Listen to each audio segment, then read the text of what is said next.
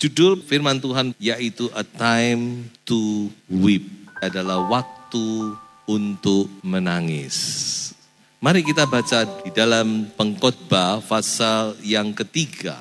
Ada beberapa ayat yang saya gabungkan di sini. Mulai ayat 1, untuk segala sesuatu ada masanya, untuk apapun di bawah langit ada waktunya. Kemudian ayat 4 dikatakan ada waktu untuk menangis, ada waktu untuk tertawa. Dan ditutup ayat 11 dikatakan ia membuat segala sesuatu indah pada waktunya. Saya katakan bahwa 10 hari doa ini adalah a time to weep. Waktu untuk kita menangis. Waktu untuk kita meratap. Mungkin Bapak Ibu Saudara berpikir, saya ke gereja pingin senang, saya ke gereja pingin sukacita, kok dibilang saya harus menangis, apa-apaan ini? Tidak cukupkah saudara kalau 356 hari Tuhan minta 10 hari saja untuk menangis? Saya rasa itu sudah lebih dari cukup. Kalau Tuhan minta perpuluhannya berarti saudara harus memberi 36 hari untuk menangis. Betul? Tapi Tuhan cuma minta 10 hari, di mana kita diminta untuk berdoa, bahkan kalau bisa dengan berpuasa. Doa puasa identik dengan merendahkan diri. Doa puasa identik dengan kita menangis di bawah kaki Tuhan. Apakah tidakkah itu sudah sesuatu yang sangat murah, kalau Tuhan cuma minta 10 hari untuk kita menangis di bawah kaki Tuhan? Jawab dikatakan ada waktu, semua itu ada waktu. Ada waktunya kita bersuka cita. Dan kebanyakan waktu kita sudah bersuka cita di dalam Tuhan. Tetapi ada waktu dikatakan, di mana kita harus datang kepada Tuhan dengan air mata. Tentu bukan sesuatu yang dibuat-buat ini. Jadi saya mau katakan bahwa inilah waktunya. 10 hari doa inilah waktunya untuk kita menangis di bawah kaki Tuhan. Kita izinkan Roh Kudus, pribadi yang menawan dan suci itu menjamah hati kita, menjamah hidup kita. Saya akan membawa kita untuk melihat apa alasan, mengapa ada saat-saat kita harus menangis. Tentu ada alasan yang sangat kuat. Pertama-tama kita akan membaca dulu di dalam Injil Lukas pasal 23 ayat 27 sampai ayat yang ke-30. Sejumlah besar orang mengikuti dia, di antaranya banyak perempuan yang menangisi dan meratapi dia. Sebab lihat, akan tiba masanya orang berkata, berbahagialah perempuan mandul dan yang rahimnya tidak pernah melahirkan dan yang susunya tidak pernah menyusui. Dalam perjalanannya Tuhan memikul salib ke bukit Golgota. Banyak orang menangis. Aduh, orang baik kok disalib. Orang tidak salah, orang dia menyembuhkan orang, dia menolong orang, kok diperlakukan demikian. Wah, banyak tangisan yang diberikan. Tapi alangkah tidak wajarnya respon dari Yesus. Tidak wajar dalam tanda kutip. Karena apa yang diucapkan Yesus sungguh-sungguh tidak pernah disangka. Dia berkata, jangan menangisi aku, tapi tangisilah dirimu dan anak-anakmu. Lalu dia ucapkan beberapa kalimat berikutnya. Tangisilah dirimu dan anak-anakmu. Dan apa yang Tuhan Yesus katakan ini bukan sekedar retorika. Tapi Tuhan Yesus mengatakan kenyataan yang akan terjadi dan menimpa mereka yang mereka belum mengerti saat itu. Mengapa? Karena tidak lebih dari 40 tahun kemudian kota Yerusalem dihancur leburkan oleh Roma tahun 70 Masehi. Dan sekian juta orang mati disembelih. Itu yang dilihat oleh Tuhan Yesus. Makanya dia terus nyambung. Berbahagialah orang yang tidak pernah melahirkan. Karena banyak anak-anak yang jadi korban. Apakah arti ayat ini bagi kita? Sebenarnya ayat ini punya arti nubuatan bagi gereja Tuhan, saudara. Mengapa saya katakan demikian? Karena Alkitab jelas menubuatkan bahwa pada hari-hari terakhir, sebelum kedatangan Tuhan yang kedua kali, akan terjadi satu masa yang sangat sukar, yang tidak pernah terjadi sejak dunia dijadikan. Mengapa sukar? Karena dunia akan diperintah oleh si Dajjal. Mengapa sukar? Karena banyak anak Tuhan harus menjadi martir untuk mempertahankan imannya. Mengapa sukar? Karena pada saat itu juga murka Tuhan dicurahkan di atas dunia ini. Dunia ini tidak akan menjadi lebih baik. Besok akan lebih ribet, akan lebih rumit. Tetapi Alkitab juga menjanjikan keluputan bagi orang-orang yang dikasihi oleh Tuhan. Alkitab juga menjanjikan perlindungan bagi orang-orang yang mengasihi Tuhan. Alkitab juga menjanjikan persembunyian bagi orang-orang yang takut akan Tuhan. Jadi saudara jangan takut, tapi juga perlu takut. Sebab orang kalau tidak takut dia tidak akan bergerak. Jadi kita harus mengerti apa yang Alkitab katakan bahwa ada sesuatu hal yang dahsyat yang akan terjadi sebelum hari kedatangan Tuhan. Namun Tuhan juga menjanjikan keluputan. Itulah sebabnya firman Tuhan selalu berkata berdoa dan berjaga-jagalah. Jadi keluputan itu terjadi melalui doa. Mari kita baca Yoel pasal 2 ayat 12 sampai ayat yang ke-15. Tetapi sekarang juga demikianlah firman Tuhan. Berbaliklah kepadaku dengan segenap hatimu. Dengan berpuasa, dengan menangis, dan dengan mengaduh. Siapa tahu mungkin ia mau berbalik dan menyesal. Dan ditinggalkannya berkat menjadi korban sajian dan korban curahan bagi Tuhan Allahmu. Haleluya.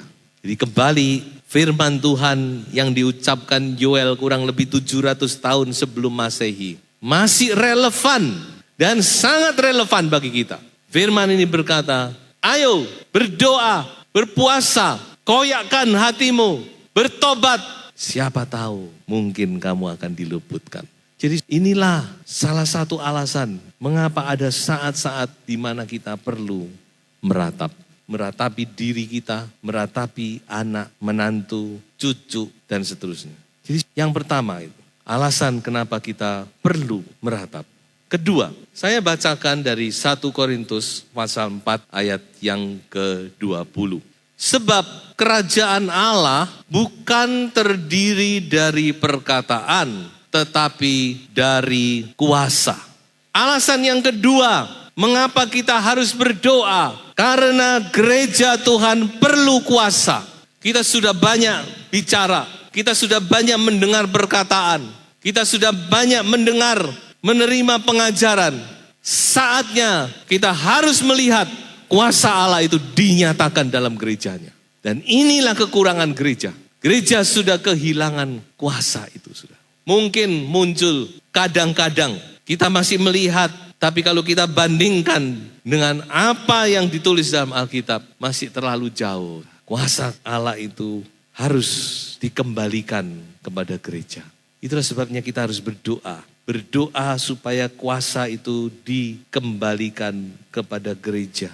Dan firman Tuhan berjanji bahwa Tuhan akan memberikan kuasa itu kepada kita. Mari kita baca Efesus pasal 1 ayat 19 dan ayat yang ke-20. Dan betapa hebat kuasanya bagi kita yang percaya sesuai dengan kekuatan kuasanya. Ayat 20, yang dikerjakannya di dalam Kristus dengan membangkitkan dia dari antara orang mati dan mendudukkan dia di sebelah kanannya di sorga. Ini yang sedang kita rayakan, kebangkitan dan kemudian kenaikan. Dan itu semua dikerjakan oleh kuasa Roh Kudus. Kuasa yang membangkitkan Kristus dari antara orang mati. Kalau dia bekerja di dalammu, Dia akan membangkitkan tubuhmu yang fana, kata Roma. Dan Efesus berkata, betapa hebat kuasanya itu bagi kita. Kuasa itu sebenarnya adalah hak gereja. Dan itu harus kita rebut kembali. Dan juga janji Tuhan, bahwa di akhir zaman Tuhan akan nyatakan kembali kuasa itu. Jadi kita berdiri di atas firman Tuhan. Kita harus berdoa supaya kuasa itu dikembalikan. Gereja sudah seperti wanita yang kehilangan dirham. Di Lukas 15 ada wanita yang kehilangan dirham. Tapi kita bersyukur wanita ini tidak kemudian berkata, ya 10 hilang 1 masih ada 9. Biarin aja, toh masih ada 9. Tapi tidak. Dalam Lukas dikatakan wanita itu dia menyalakan lampu. Dia mulai mencari, dia mulai membersihkan, dia mulai menyapu, dia mulai berupaya keras untuk menemukan dirham yang hilang itu. Karena itulah kuasa, itulah meterai daripada kemempelaiannya. Biarlah kita juga punya semangat yang sama. Kita tidak tinggal diam, berpangku tangan, lalu berkata, sudahlah cukup sekian. Tidak, tapi kita mau maju terus dengan Tuhan. Mencapai, memperoleh apa yang Tuhan memang sediakan, janjikan bagi gerejanya. Itulah kuasa Roh Kudus. Dan alasan yang berikutnya, saya akan bawa saudara untuk mengingat kembali cerita tentang 10 anak darah. Di dalam Injil Matius 25 ayat 1 sampai ayat yang ke-13. Kita sudah tahu semua ceritanya, saya tidak usah baca. Kalau saudara masih belum tahu, nanti baca. Matius 25. Bagaimana dikatakan bahwa minyak itu sangat penting. Yang membedakan 5 anak darah yang pandai dan 5 anak darah yang bodoh adalah yang pandai ini punya minyak reserve. Mereka punya minyak yang lebih, bukan sekedar punya, tapi lebih. Sehingga pada saatnya ketika mereka membutuhkan minyak itu, mereka punya. Sedangkan yang bodoh sudah tidak punya. Mereka pergi membeli minyak dan mereka ketinggalan. Mereka tidak siap untuk masuk ke perjamuan nikah daripada tuannya. Saudara, ini adalah gambaran daripada gereja di akhir zaman. Gereja di akhir zaman kita tidak cukup hanya mempunyai Roh Kudus. Tapi kita harus penuh dengan Roh Kudus. Kalau saudara punya gelas diisi 1/4 dengan Coca-Cola, ya saudara punya Coca-Cola. Diisi separuh punya Coca-Cola. Tapi kalau yang namanya penuh itu berarti full.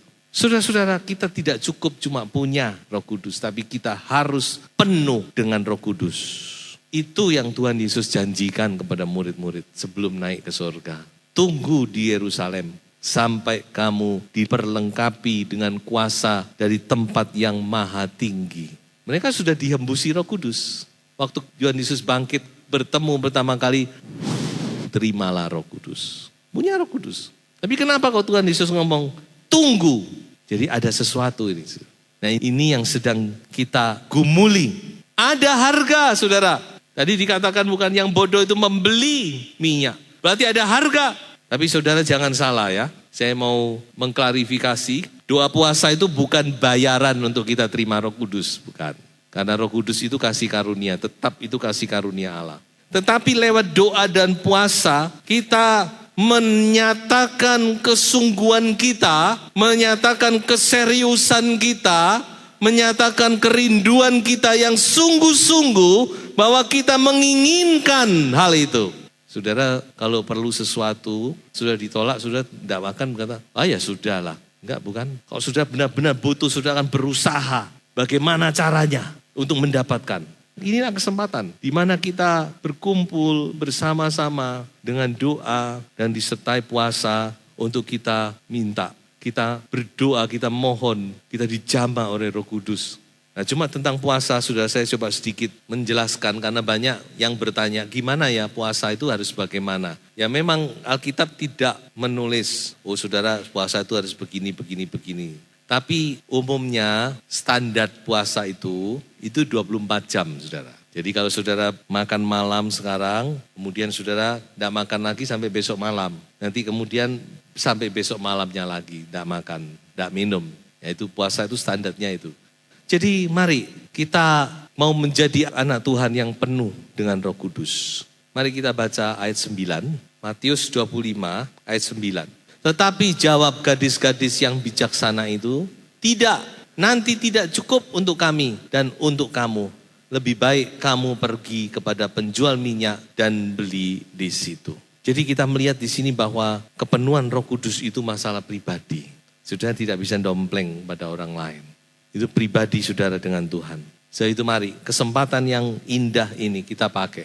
Saya percaya kalau saudara dengan kerinduan, Tuhan pasti akan menolong. Dan sebagai ayat terakhir, saya akan bacakan 2 ayat. Pertama, Lukas 6 ayat 21.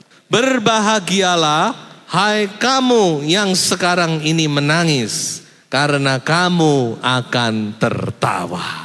Mazmur 30 ayat 12. Aku yang meratap telah kau ubah menjadi orang yang menari-nari. Kain kabungku telah kau buka, pinggangku kau ikat dengan sukacita.